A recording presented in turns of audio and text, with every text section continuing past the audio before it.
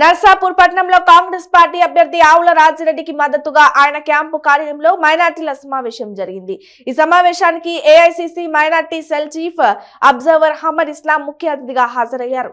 ఈ సందర్భంగా ఆయన మాట్లాడుతూ ముస్లిం మైనార్టీలు కాంగ్రెస్ పార్టీకి అండగా ఉండాల్సిన అవసరం ఉందన్నారు। బీజేపీ, బీఆర్ఎస్, ఎంఐఎం పార్టీలు ఒకటేనని ఆయన విమర్శించారు। బీజేపీ అధికారంలోకి వస్తే ముస్లిం రిజర్వేషన్లు ఎత్తివేస్తామని కేంద్ర హోంమంత్రి అమిత్ షా పలు ప్రసంగాల్లో మాట్లాడినప్పటికీ బీఆర్ఎస్, ఎంఐఎం నేతలు ఎందుకు మాట్లాడడం లేదని తీవ్ర స్థాయిలో ఫైర్ అయ్యారు। మైనార్టీలకు ఎప్పుడైనా కాంగ్రెస్ పార్టీ మాత్రమే అండగా ఉంటుందని ఆయన తెలిపారు।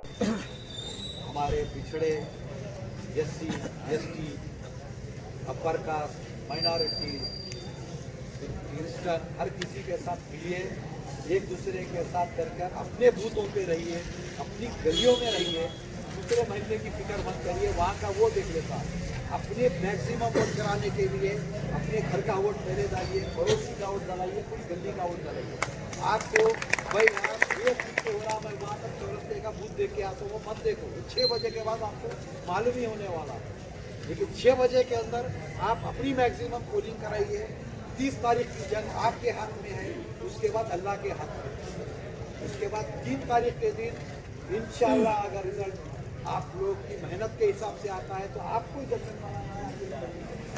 इंशाअल्लाह क्या बनाना है उसके लिए हम रेवंत अन्ना के पास जाएंगे, लड़ेंगे कि साहब हमारा ये सिक्योर एमएलए ऊंचे से ऊंचा होता दीजिए, तो सबकी आवाज़ उठानी होगा। लेकिन मैं इस स्टेज से एक चीज़ कहना चाहता हूँ, जो हमारे भाई या जो हमारी बहनें, माएँ ये जहन रखती है कि हम बीआरएस को देने से वोट फायदा है, किस चीज का फायदा है आपको उनको ये बताना है। क्या मिला आपको बीआरएस से? तो एक फायदा बताइए जो आपको मिला। आपका कई रिप्रेजेंटेशन है, मुझसे खबर कई लोगों ने यहाँ पे आप लोगों को मुखातिब किया, सब आपको ये पता है कि CNRC पे ये खामोश, ट्रिपल तलाक पे खामोश, या तो ये एब्सेंट हो जाते या मोदी के वास्ते आपका वोट चले जाता। इनको ये मालूम है कि अगर मैं कुछ भी करो, अकलियत हमारे साथ है, हम इनको कभी भी बीजेपी के नाम से डराएंगे और हम इनकी वोट ले लेंगे। कहाँ थे ये CNRC के वक्त थे? आज जो मामू के नाम से वोट पूछ रहे हैं, ये भांजे भी जो है ना, दूसरे लोग रोड पे आने के बाद इन्होंने फिर रैली करे, ये तो भांजे भी नहीं थे। और आप एक सेक्शन ऑफ वोटर रहता जो अनडिसाइडेड वोटर रहता, या तो वो वोटर ये कहता है कि मैं वोट नहीं डालूंगा, देखेंगे। और हर महफिल में बोले जाना, ये वाजे करते जा रहे हर लोग कि केसीआर अपनी बेटी, बेटा, भतीजा इनके लिए सियासत करते हैं, इनको कौम की कोई दिलचस्पी नहीं। ये कौम का इस्तेमाल करते हैं, वक्त आने पे एक इमाम जामीन मिनिस्टर इनके पास है जो इनको इमाम जामीन इनके बच्चे को, इनकी बच्ची को बन देते, फिर इनके पास एक टोपी पहना देते, एक खजूर खिला देते, और एक लकड़ी का लॉलीपॉप इनके पास है 12% रिजर्वेशन देने का। हम भी वो कौम है जो 313 रहकर भी हावी हुए हैं। हम उस नबी के उम्मती हैं जो हिकमत आना, फैसले लेना जानती है। ये क्या वजह है कि सिर्फ अक़लियतों को टारगेट किया जाता है, उनको ही लॉलीपॉप दिया जाता है, उनको झूठे वायदे किए जाते हैं, और इलेक्शन होने के बाद उसको टाल दिया जाता है।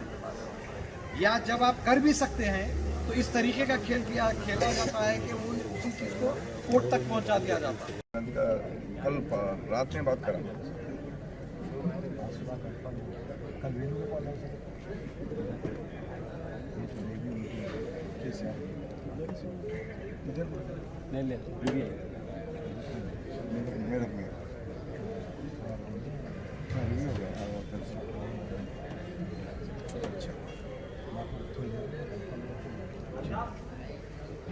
बोलिए अभी मैं तो बोल दिया।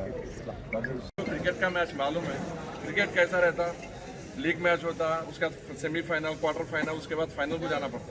ये अपना सेमीफाइनल समझो, यहाँ पे जो रिजल्ट आ रहा वो रिजल्ट कल नेशनल इलेक्शंस पे इम्पैक्ट करता। उसका मसला क्या है, आप लोग यूपी के इलेक्शन को अगर ले लिए, यूपी में जो रिजल्ट आता वो रिजल्ट ऑल इंडिया के ऊपर थोड़ा इम्पैक्ट करता। वहाँ पे अब हमारे भाई जाके जो सो क्या कि सत्यानाश कर दिया वहाँ का इलेक्शन, मैं वो सब चीज़ें नहीं सुना रहा हूँ। यहाँ अपने को क्या है, दो ही चीज़ सोचना है, एक कांग्रेस, दूसरी बीजेपी, दूसरी तीसरी पार्टी की सोच ही नहीं है अपने को, क्योंकि इन्हें कांग्रेस और बीजेपी ईस्ट एंड वेस्ट कभी वो लोग एक नहीं होते। आप लोग पीछे से भी जायजा लीजिए, यानी कि चाहे वो टीडीपी होंगी या और कोई पार्टी होंगी या आज टीआरएस से बीआरएस बनी हुई पार्टी होंगी, किसी ना किसी वक्त किसी ना किसी मौके पे बीजेपी की तायद करे सोचे। आप एक ऐसा मौका ढूंढिए जो कांग्रेस पार्टी कभी बीजेपी का सपोर्ट करी, वो होने वाली बात नहीं है और होती भी नहीं। इसलिए मैं क्या बोल रहा हूँ, अगर से आप लोग भाई हम सेंटर के इलेक्शन को नहीं देख रहे हैं, हम क्या एमपी को वोट डाल दे क्या, नको सोचो आप लोग। ये एमएलए का इलेक्शन भी अपने को नेशनल इलेक्शंस पे इम्पैक्ट करता, जिसकी वजह से हमारे को एक ही सोचना है, हम कांग्रेस को डालना है वोट। कांग्रेस को किस वजह से डालना है, हमारे को बीजेपी की मुखालफत करना है, इसकी वजह से कांग्रेस को वोट डाल रहे हैं।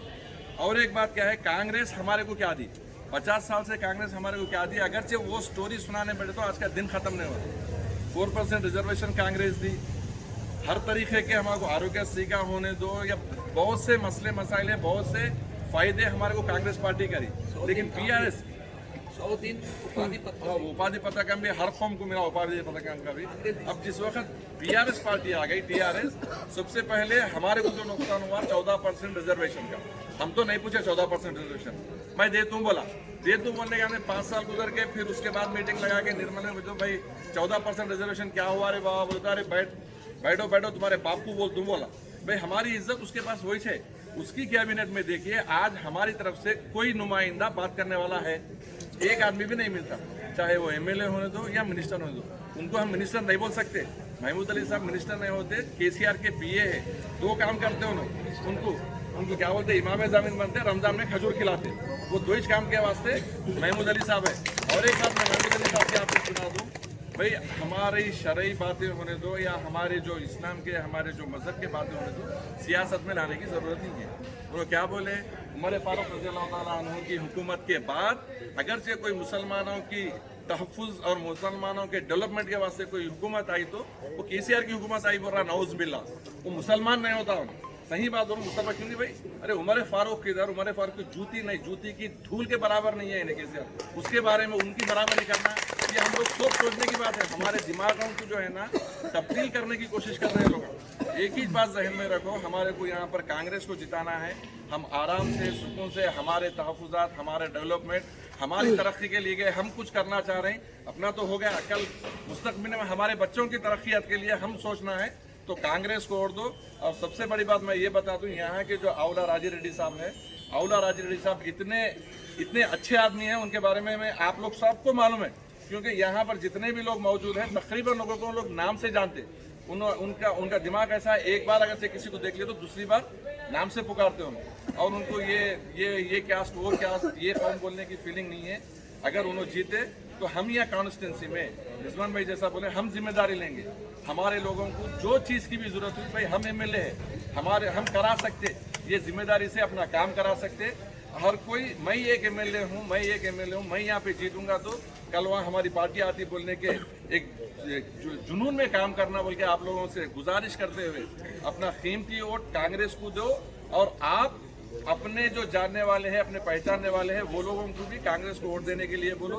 और वहाँ यहाँ बैठने के बाद कहीं भी 4 जगह बैठे, कोई 4 आदमी मिल गए तो उनको ये बात सुनाना है, भाई क्या चल रहा, कांग्रेस अपने को क्या करी, टीआरएस से अपने को क्या नुकसान हो रहा, वहाँ सुनाते हुए, ग्राउंड में वर्क करते हुए, हर घर को 1 से 2 मरतबा, हर आदमी से 1 से 2 मरतबा मिलते हुए, ज़्यादा से ज़्यादा अक्सरियत से कांग्रेस पार्टी को जिताना बोल के आप लोगों से गुजारिश करते हुए, ये टाइम में जो दिए उन तमाम लोगों का शुक्रिया अदा करते हुए, जय कांग्रेस, जय हिंद।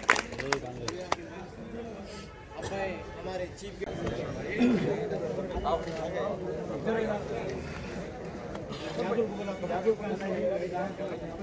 आशम भाई आप क्यों